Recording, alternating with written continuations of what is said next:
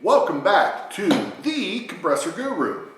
We're not working on air compressors today. We're taking a look at your air tools. Unfortunately, this is something that too many mechanics, body men, and do-it-yourselfers, we just neglect. And I'm a little bit guilty. I'm not as guilty as some of you, but I'm a little bit guilty myself. So when you buy a new air tool, it comes with instructions. And those instructions tell you how much pressure you can run through it and how often you should oil it and how often you should grease it if it has a grease fitting. And it will tell you about the proper operation of the tool. You should read it. I saw something on Facebook that terrified me the other day. And it was a picture of a DeWalt grinder, and somebody had mounted like a 7 1/4 inch saw blade on it. Now that grinder was meant to have like a 4 1/4 or 4.5 inch grinding blade on it. It had a protective cover on it. So let's try to use the tools as they're intended. I'll come back to that. So when you get a new tool, read your book. It's going to tell you a lot of things I'm going to tell you coming up, but read the book because each brand and each tool is a little bit different on care procedures and the pressure you run through them. So here's 5 things to consider about your air tools. Now on to the list.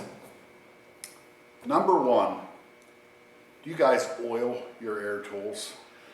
Now, I know if you're in a body shop, most of you guys don't because the less contamination, the better. But this is an IR 231. I've had this impact wrench. I'm going to call it a gun. Bang. I'm going to call it a gun. I've had this for about 30 years. Now, I don't use an impact wrench a lot, but this has seen its fair share of use.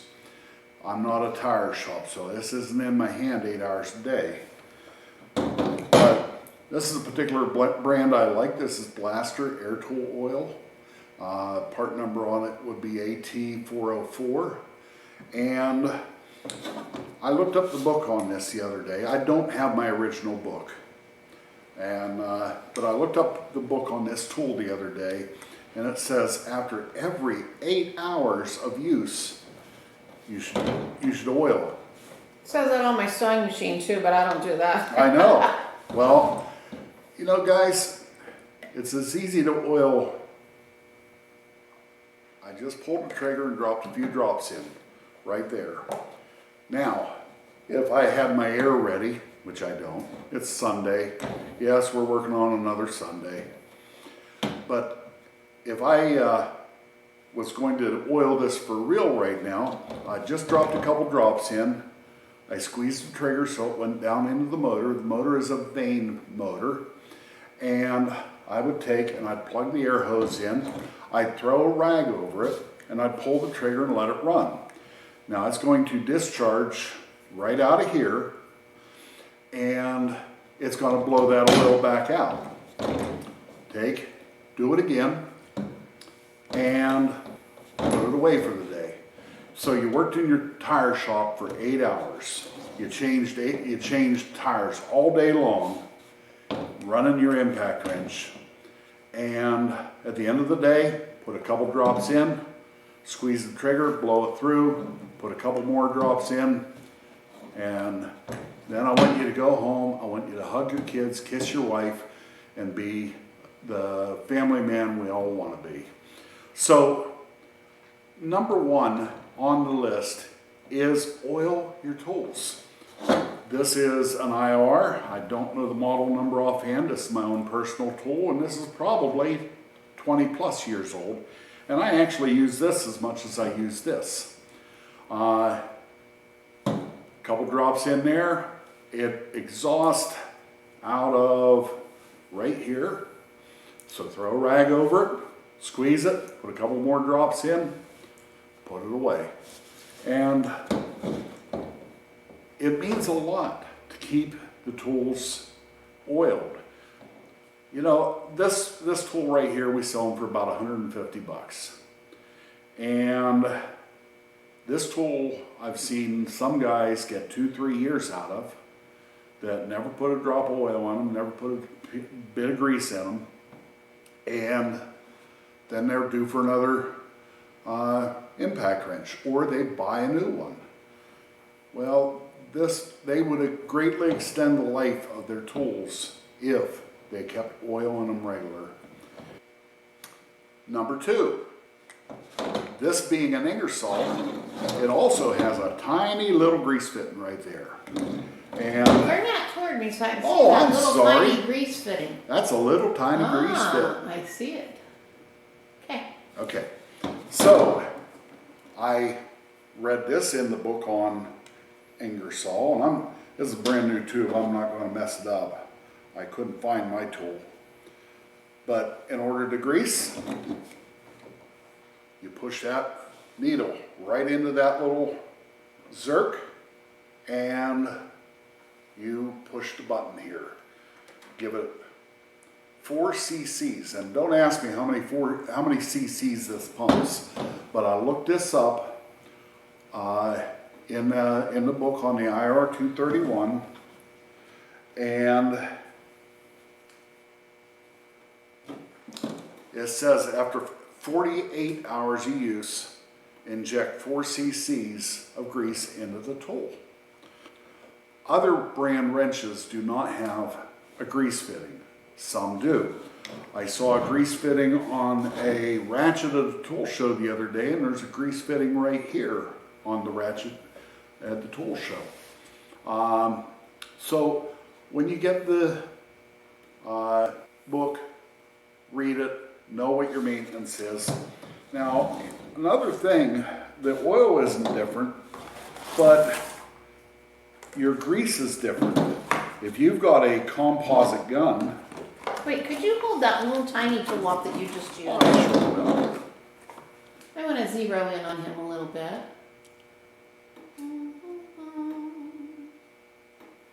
Okay. Thank you. This is the kit for, and I shouldn't have took it apart, but this is the kit for the composite impact wrenches. And this is not a composite. This is regular old, as the British say, aluminium. But this is a kit for the 2235, the 2245 Ti Max. And so if you have a composite tool, a titanium tool, this is the kit for it. I tore this apart because I had the new kit here. Instead of just showing you my little grease fitting and the crummy old grease tube, I thought I'd show you something clean and new. But so make sure if you are going to service your tool that you're buying the correct grease, because there's a different grease for the aluminum tools. So that being said, you worked 48 hours in your tire shop, you run your wrench all week, you oiled it every night. At the end of the week, put 4 cc's into your grease zerk, then go home, hug your kids, kiss your wife, and be the family man we're all supposed to be. Go. Moving on. Number 3, clean, dry air. When I say clean, dry air, you can have clean, dry air that's acceptable for going through an air tool, but it's not dry enough or clean enough to be spray painting with. So we're going to talk about the air tools right now, and we're not talking about spray painting. This is a regulator, filter, oiler. This is from Norgren. This is actually a pretty pricey unit. I'm not even going to mention what the actual retail is on the internet here. But so you got your regulator, you got your filter. This is a filter. This is drainable. It gets some particles out. If you've got a piece of rust in your line, it will knock that out. And this is a place for water to catch. We'll talk about this piece in a few minutes. But this is to be used near the tool. So you have your compressor way over there. That's where it's at in this shop. It's over there. You have your air line. You have this mounted to the wall. And then you have your air hose coming out of this side going to your tool. So when it goes through here, it catches what water has already condensated and traps it here, and knocks out a little piece of rust that may have come out of the air line, and it's caught right here. And so you have, I'm going to call it dry air, but it's not dry air for painting, but you have a good quality of air for your tools. Like I said before, this is the low side of the market, that Ingersoll. And there's cheap, no, I shouldn't call it, it's the low side of the professional market, the IR231. And I sell them for, $150, somewhere around there. And I can sell you a 1/2 inch impact that my pricing on selling to you, and it's good pricing, could be up to $600 for a good 1/2 inch impact. So of course you want it lasting as long as you can. So that being said, you really want to make sure you have yourself a good filter, good trap near the tool, so that the only thing possibly can get into it might be something from the hose. And you should always keep your hoses in good repair. We're just getting ready to replace hoses here. That'll be another episode because I'm trying a new hose. Anyway, so clean, dry air right here. Number 4, and we'll still talk about this. Number 4, regulated air. When I was looking at the Ingersoll book, you're not supposed to run over 90 pound through this impact wrench. Clean, dry air. That's the product of the lower part here. Now this is actually called a piggyback filter regulator. This is your regulator. Turn it out and you lower the pressure downstream. Turn it in, you raise the pressure downstream. This IR231, according to the book, should only run 90 pound pressure max.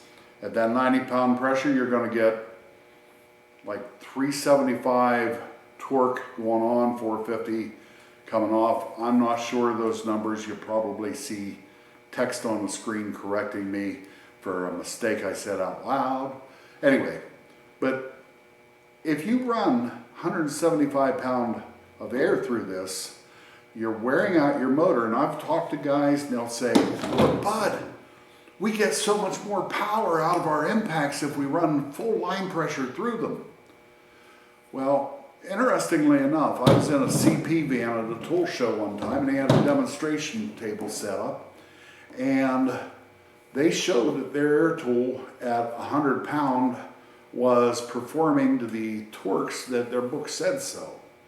And then they turned the regulator up to 175 pound. And instead of that wrench making 400 pound torque, it made like 450 pound torque. And so it did get more torque. But you go, wait, that's almost twice the pressure going in. We're not getting twice coming out. That's right. You turn up the pressure, you wear out your tool exceedingly fast, and you don't get a measurable, it's not an equal rise in torque with the rise in pressure. So you're running a lot more pressure through the wrench and not getting the same amount of torque as the increase in pressure. So make your tool last longer, use a regulator. This is, like I say, a really nice one. And okay, we adjusted it, and there'll be an air gauge downstream, and to lock it, we push down, and that won't turn. So this is your regulator. That's rule number 4, or mistake number 4 guys do. This is your filter. And we're going to back up to number 1. This is an automatic oiler. And you fill your oiler, you take that out with a screwdriver, and this thumb won't let me turn anything real hard. You fill that up with air tool oil, and you adjust it with this to where you get a drop coming up and you can see it mist. Your oiler needs to be fairly close to the tool you're using, and never ever use an airline that you used an oiler on. Never use an airline to paint with that's had an oiler on it. You will have fish eyes, you will have complications, and the guru warned you. So this then is already regulated, filtered, and going downstream with fresh oil. This is a nice unit. This is a filter, regulator, oiler. And you may see in some advertisements FLR, filter, lubricator, regulator. And what they're doing is that's just kind of a pneumatic shorthand for this kind of setup. So this oiler can eliminate the need of you going to your tool every night and putting a couple drops of oil in, blowing it out, putting a couple drops of oil in, and putting it away. I can't strongly enough recommend this here for a tire shop, for factories that have a cylinder or constant use of air that needs some oil in it. This is an excellent solution to this. Once again, I'm not even going to tell you the price of this unit. It's a Norgren. It's a 1/2 inch, and if you go looking, you're going to see Amazon prices of nearly $1,000 on this unit. By the way, this is a brand new unit we got on closeout, and we will give it away cheaper. Not give it away, but we will sell it cheaper than, considerably cheaper than Amazon. So if you're interested in this particular unit, give us a call. We'll hook you up. We only have one of these. So, Guru, I have a question. yeah, what's your question? Can you get the filter and the regulator without the lubricator? Absolutely. That's just, this side here is the filter regulator, and it is called a piggyback unit. So that would work if you happen to be a shop that also does some painting. Yeah. You don't paint everything is so specialized now. Your body shops do not do much mechanic work. They do what they have to repair a wreck. And quite frankly, most mechanic shops don't want anything to do with painting. You've got to have such a clean, controlled environment, not just for your compressed air, but for the a paint booth, or if you're painting in a bay, you cannot have the kind of contamination you have like here in this. This is a fairly clean shop. But you can't even have the kind of contamination in this shop for dust, for other things. Just, there's some sawdust around here. You can't paint in this kind of building. So this would be great. This side here, the filter regulator, would be great for the end usage spot in a body shop. This whole thing would be great for a tire shop, a factory that had a system that required oil on a regular basis. Tip number 4 was regulating your air. Cleaning your air was number 3, and number 1 was oiling your air. This right here takes care of 3 of the 4 things we're instructing you to do to take better, longer care of your investment in your tools. I'm going to set this aside. Last thing I want to talk to you about, and I'm not going to grab a whip hose to show you, but there's lots of ways to mistreat your tool. Don't pick the hose up to grab your wrench. If it's sitting down on the floor, even big fat guys like me with a bad back, I'm going to bend over and I'm going to grab the wrench to pick it up. Don't pick it up by the hose and grab the wrench. Do not use this in ways that it's not meant to use.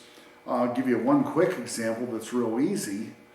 You have a 3/4 bolt, a 3/4 hex nut you have to take off, but you don't happen to have an impact socket. Do not use your chrome on an impact wrench. Do not use your chrome on air ratchets. First off, if they break and it's a warranty, your warranty company, the SK, Craftsman probably will because they never look. But the Gear Wrench, Craftsman, SK, all your chrome sockets, we can tell if you've used them on an impact wrench. There's deformities in the square side of the socket that we can tell that it's been on an impact wrench. And if you do that, you're going to lose your warranty on that tool if you break it. And if you're using a chrome socket on an impact, you have a great chance of breaking that socket. So that being said, only use impact tools on your sockets. I'm falling in love with Gray Pneumatic Tools. We sell them. They are great impact tools, lifetime warranty, and I've never had one denied for warranty because I don't think you can abuse them bad enough to lose the warranty. And I don't want to see you abuse them. But use your tool and your sockets the way they were meant and designed to be used. The last thing, and I'm going to see if I can't find this picture, but it was on Facebook, and it was a DeWalt grinder, and some idiot attached, and I use that term idiot mildly, because whoever did this was more of an idiot than an idiot. But they took and they put a big saw blade on a grinder, and it was just waiting to turn you into one of these guys, because you're going to lose a finger or an eye or a hand or something's going to go wrong. So use your tools as they're designed to be. Don't put a saw blade on a grinder. Don't put a grinder blade on a impact tool. I don't know why anybody would do that, but use them the way they're designed to be used. Oil them, clean, dry, regulated air, and your tool will last much longer. This is my main impact wrench here at the shop. I bought this in the mid-80s, so it's actually getting close to 40 years old. I have never had trouble with this wrench. I do take care of it. And no, I'm not a tire shop. I don't use it every day, but I use it on a lot of teardowns. And you take care of them. I want to tell you, I probably paid $95 for this when I bought it. They're $150 now. And this $95 investment now has lasted me going on 40 years. Your tools can last you like that too if you take care of them. This is the Compressor Guru. You have a great day, and yes, I told you to go home, hug your kids, kiss your wife, and be the man God told you to be. And I'm encouraging you to do that. Have a great day. God bless. Thank you for watching this episode of The Compressor Guru. Please hit like and subscribe and use the notify bell so you will know when the next new episode is released from The Compressor Guru. God bless you and have a great day.